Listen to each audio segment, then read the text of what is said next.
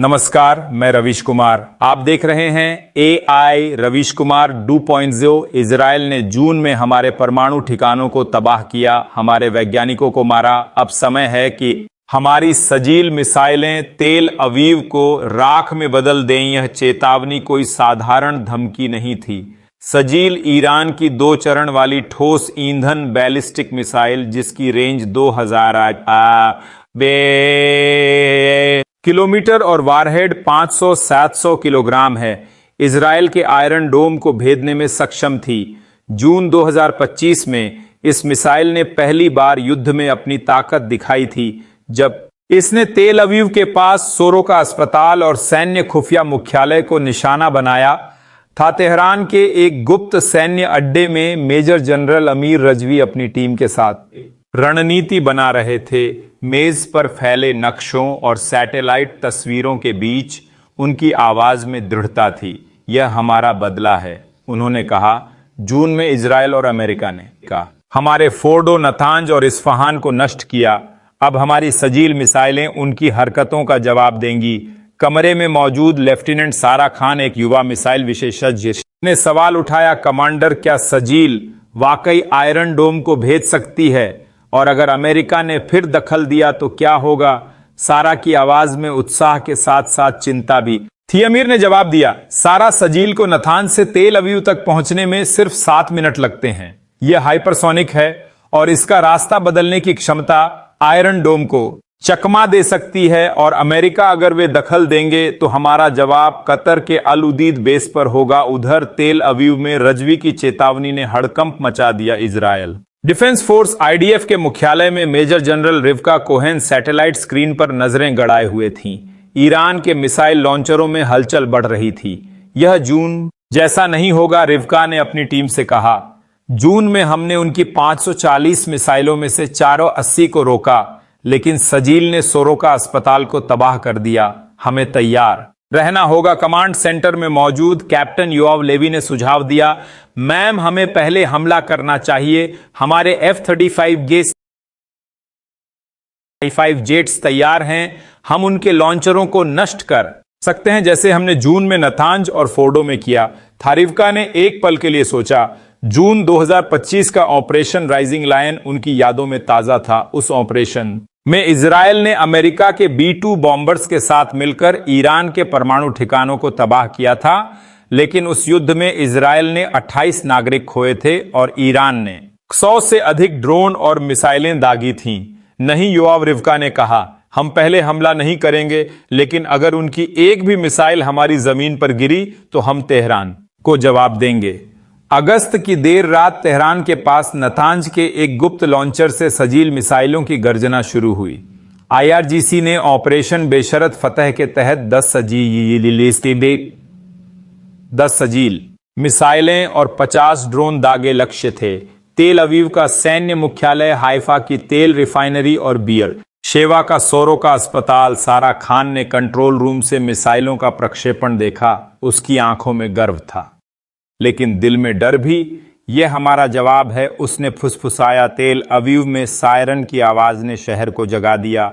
लोग अपने घरों से बंकरों की ओर भागे। आयरन डोम ने मिसाइलों को रोकने की कोशिश की, लेकिन सजील की गति और चकमा देने की क्षमता ने इसे मुश्किल बना दिया। एक मिसाइल बीर शेवा के सोरोका अस्पताल के पास गिरी, जिससे इमारत का एक हिस्सा ढह गया। धमाके की आवाज ने पूरे शहर को दहला दिया। 5 लोग मारे गए और 20 से अधिक घायल हो गए। हाइफा की तेल रिफाइनरी पर 3 सजील मिसाइलें गिरी, जिससे आग का गोला बन गया। रिफाइनरी पूरी तरह ठप हो गई और इजराइल की ऊर्जा आपूर्ति पर गहरा असर पड़ा। सोशल मीडिया पर एक पोस्ट में दावा किया गया कि यह हमला इजराइल की अर्थव्यवस्था को लकवाग्रस्त करने के लिए था। IDF ने तुरंत जवाबी कार्रवाई शुरू की। रिवका कोहेन ने 60 F-35 जेट्स को तेहरान, इस्फहान और शिराज में ईरान के मिसाइल लॉन्चरों और ड्रोन बेस को नष्ट करने का आदेश दिया। हम उनकी सजील को जवाब देंगे, रिवका ने कहा। यह युद्ध अब और नहीं रुकेगा। तेहरान में धमाकों की आवाज ने शहर को हिला दिया। एक मिसाइल डिपो नष्ट हो गया, जिसमें IRGC के 4 वरिष्ठ कमांडर मारे गए। सारा खान, जो नतांज में थी, ने धमाकों की आवाज ये सुनी। उसका दोस्त लेफ्टिनेंट रजा हुसैनी उस डिपो में तैनात था। सारा का दिल धक धक कर रहा था। रजा, तुम ठीक हो ना? उसने रेडियो पर चिल्लाया, लेकिन कोई जवाब नहीं। आयासजील मिसाइलों के हमले ने विश्व मंच को हिलाकर रख दिया। व्हाइट हाउस में अमेरिकी राष्ट्रपति डोनाल्ड ट्रंप ने आपात बैठक बुलाई। ईरान ने फिर से गलती की। उन्होंने गुस्से में कहा, अगर उनकी सजील ने हमारे सहयोगी इजराइल को नुकसान पहुंचाया तो हमारा जवाब फोर्डो और नथांज जैसा होगा। ट्रंप ने कतर के अलुदीद एयर बेस को हाई अलर्ट पर रखने का आदेश दिया। रूस ने इजरायल और अमेरिका की निंदा की। रूसी विदेश मंत्रालय की प्रवक्ता मारिया जखारोवा ने कहा, इजरायल की आक्रामकता मध्य पूर्व को तबाही की ओर ले जा रही है। चीन ने तटस्थ रुख अपनाया, लेकिन अपने नागरिकों को इजरायल और ईरान से निकालने की प्रक्रिया शुरू कर दी। संयुक्त राष्ट्र में ईरान के राजदूत ने इजरायल पर युद्ध अपराध का आरोप लगाया और दावा किया कि सजील मिसाइलें आत्मरक्षा के लिए दागी गईं। इजरायल के प्रधानमंत्री बेंजामिन नेतन्याहू ने जवाब दिया, ईरान ने हमारे अस्पतालों और नागरिकों को निशाना बनाया। हम चुप नहीं रहेंगे। तेहरान में रजा हुसैनी का परिवार उसकी खबर का इंतजार कर रहा था। रजा की मां जहरा अपने छोटे बेटे मेहदी के साथ टीवी पर खबरें देख रही थी। जून के युद्ध में रजा घायल हो चुका था और अब वो फिर से मोर्चे पर था। रजा, तुमने वादा किया था कि तुम वापस आओगे। मेहदी ने फुसफुसाया अंदाज में। सारा ने आखिरकार रजा से संपर्क किया। वह घायल था लेकिन जिंदा था। सारा, मैं ठीक हूं, रजा ने कमजोर आवाज में कहा, लेकिन यह युद्ध यह रुकना चाहिए। सारा की आंखों में आंसू थे। वह जानती थी कि सजील मिसाइलें इजरायल को नुकसान पहुंचा सकती हैं, लेकिन इसकी कीमत क्या होगी। इजरायल ने जवाबी हमले के साथ साथ एक गुप्त मिशन शुरू किया। ऑपरेशन नाइट फाल्कन मोसाद की एजेंट माया बेंजवी को ईरान के नतांज में सजील मिसाइल लॉन्चरों को नष्ट करने का काम सौंपा गया। माया, जो अपने साहस के लिए मशहूर थी, ने अपनी टीम से कहा, हमें इन लॉन्चरों को खत्म करना होगा वरना तेल अवीव जल उठेगा। माया की टीम ने रात के अंधेरे में नथांज में घुसपैठ की, लेकिन एक गलती ने अलार्म बजा दिया। आईआरजीसी की एक टुकड़ी ने उनकी घेराबंदी शुरू कर दी। माया ने अपने ईयरपीस में चिल्लाया, विस्फोटक लगाओ और बाहर निकलो, लेकिन समय कम था। एक धमाके में माया घायल हो गई और उसकी टीम बिखर गई। अगस्त की सुबह इजरायल में नुकसान की खबरें आने लगी। सोरोका अस्पताल में 5 लोग मारे गए थे और हाइफा की रिफाइनरी ठप हो गई थी। ईरान में तेहरान और इस्फहान में 30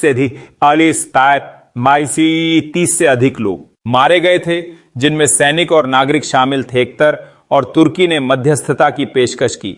कतर के अमीर ने कहा, यह युद्ध किसी की जीत नहीं है, दोनों पक्षों को बातचीत की मेज पर आना होगा। लेकिन इजरायल और ईरान के बीच गुस्सा इतना था कि सीज फायर की उम्मीद धुंधली थी। कहानी का पहला भाग यहीं समाप्त होता है। क्या सजील मिसाइलें इजरायल को और नुकसान पहुंचाएंगी या इजरायल का जवाब ईरान को झुकने पर मजबूर करेगा? अगले भाग में हम देखेंगे कि यह युद्ध किस दिशा में जाता है। अगस्त 2025 की सुबह मध्य पूर्व में तनाव अपने चरम पर था। सजील मिसाइलों ने इजरायल को दहला दिया था और अब आईआरजीसी ने एक नया हथियार उतारा, साइबर हमला। लेफ्टिनेंट सारा खान ने शैडो स्ट्राइक नामक एक सॉफ्टवेयर तैयार किया था जो इजरायल के बिजली ग्रिड और सैन्य संचार को ठप कर सकता था। कमांडर, अगर यह कामयाब रहा, सारा ने कहा, तो इजरायल अंधेरे में डूब जाएगा। तेहरान के साइबर कमांड सेंटर में सारा ने अपनी स्क्रीन पर कोड चलाया। कुछ ही मिनटों में तेल अवीव के कुछ हिस्सों में बिजली गुल हो गई। इजरायल के सैन्य संचार में रुकावट आई और आयरन डोम का रडार सिस्टम अस्थायी रूप से डाउन हो गया। सारा की आंखों में चमक थी। हमने उनकी रीढ़ तोड़ दी। उसने कहा, तेल अवीव में मेजर जनरल रिवका कोहेन ने अपनी साइबर यूनिट को सक्रिय किया। हमें उनके सजील लॉन्चरों के कंट्रोल सिस्टम को हैक करना होगा। रिवका ने कहा, अगर हम उनके सिस्टम को पंगु कर देंगे तो उनकी मिसाइलें बेकार हो जाएंगी। इजरायल की साइबर यूनिट, जिसका नेतृत्व कैप्टन एलियाहू बेन ने किया, ने ईरान के सैन्य सर्वरों में घुसपैठ शुरू की। कुछ घंटों में उन्होंने नथांज के सजील लॉन्चरों के कंट्रोल सिस्टम को हैक कर लिया। कई मिसाइलें निष्क्रिय हो गईं और एक लॉन्चर ने गलत दिशा में फायर कर दिया, जिससे ईरान के ही एक सैन्य अड्डे को नुकसान पहुंचा। अमीर रजवी को जब इसकी खबर मिली तो वह गुस्से से कांप उठा। यह युद्ध अब तकनीक का है, उसने कहा। सारा, हमें उनका साइबर सिस्टम पूरी तरह नष्ट करना होगा। सजील मिसाइलों और साइबर हमलों ने विश्व मंच को हिलाकर रख दिया। अमेरिकी रक्षा मंत्री पीट हेगसेथ ने कहा, ईरान की सजील मिसाइलें और साइबर हमले अस्वीकार्य हैं। अगर यह जारी रहा तो हमारा जवाब और भी तगड़ा होगा। रूस ने चेतावनी दी कि अमेरिका की दखलंदाजी मध्य पूर्व को तबाही के कगार पर ले जाएगी। रूसी उप विदेश मंत्री सरगेई रयाबकोव ने कहा, हम ईरान के साथ सहयोग कर रहे हैं, लेकिन सैन्य मदद की जानकारी गोपनीय है। चीन ने अपने नागरिकों को इजरायल और ईरान से निकालने की प्रक्रिया तेज कर दी। संयुक्त राष्ट्र में फ्रांस के राष्ट्रपति इमैनुअल मैक्रो ने कहा, ईरान और इजरायल को बातचीत की मेज पर लौटना होगा, वरना यह युद्ध पूरे क्षेत्र को नष्ट कर देगा। तेहरान के एक अस्पताल में रजा हुसैनी जिंदगी और मौत की जंग लड़ रहा था। इजरायली हमले में वह गंभीर रूप से घायल हो गया था। उसकी मां जहरा उसके बिस्तर के पास बैठी रो रही थी। रजा, तुमने कहा था कि तुम वापस आओगे, उसने फुसफुसाया। डॉक्टरों ने बताया कि रजा के शरीर में छर्रे गहरे तक घुस गए थे। कुछ घंटों बाद रजा ने अपनी आखिरी सांस ली। जहरा का रोना अस्पताल की दीवारों में गूंज रहा था। रजा की मौत ने ईरान में गुस्से की लहर दौड़ा दी। सोशल मीडिया पर लोग उसे शहीद बता रहे थे और IRGC ने जवाबी हमले की कसम खाई। तांज में मोसाद की एजेंट माया बेंजवी अपनी टीम के साथ फिर से संगठित हुई। घायल होने के बावजूद उसने एक और सजील लॉन्चर को नष्ट करने की योजना बनाई। हमें यह करना होगा, माया ने कहा। यह इजरायल के लिए है। माया की टीम ने एक बार फिर घुसपैठ की। इस बार वे सफल रहे। एक विस्फोट ने नतांज के मुख्य लॉन्चर को नष्ट कर दिया और सारा खान को इसका पता चला। यह असंभव है, सारा ने चिल्लाया। उन्होंने हमारी रणनीति को तोड़ दिया। अगस्त की सुबह कतर और तुर्की की मध्यस्थता से एक नाजुक सीज फायर की खबर आई। दोनों पक्षों ने 48 घंटे के लिए हमले रोकने पर सहमति जताई, लेकिन यह सीज फायर कितना टिकेगा कोई नहीं जानता था। तेल अवीव में लोग धीरे धीरे अपने बंकरों से बाहर निकल रहे थे। तेहरान में परिवार अपने प्रियजनों के लिए प्रार्थना कर रहे थे। इजरायल के रक्षा मंत्री इजरायल काट्ज ने कहा, हमने ईरान की सजील मिसाइलों को कमजोर किया है, लेकिन अगर उन्होंने फिर से हमला किया तो हमारा जवाब और भी कड़ा होगा। ईरान के राष्ट्रपति मसूद पजेश्कियन ने जवाब दिया, हमारी सजील मिसाइलें और हमारी इच्छा शक्ति अभी भी मजबूत हैं। हम इजरायल को जवाब देंगे। सीज फायर के कुछ घंटों बाद ईरान ने एक नया दावा किया। IRGC ने घोषणा की कि उन्होंने एक नया इलेक्ट्रॉनिक हथियार विकसित किया है जो बिना विस्फोट के इजरायल की बुनियादी संरचना को ठप कर सकता है। सोशल मीडिया पर एक पोस्ट में दावा किया गया कि यह हथियार इजरायल को पूरी तरह से पंगु कर देगा। इजरायल ने इस दावे को खारिज किया, लेकिन IDF ने अपनी साइबर और इलेक्ट्रॉनिक युद्ध इकाइयों को हाई अलर्ट पर रखा। रिवका कोहेन ने अपनी टीम से कहा, हमें हर खतरे के लिए तैयार रहना होगा। यह युद्ध अब सिर्फ मिसाइलों का नहीं बल्कि तकनीक और रणनीति का है। यह वीडियो कैसा लगा कमेंट में जरूर बताएं और इस तरह के वीडियो को देखने के लिए हमारे चैनल को सब्सक्राइब जरूर करें। धन्यवाद।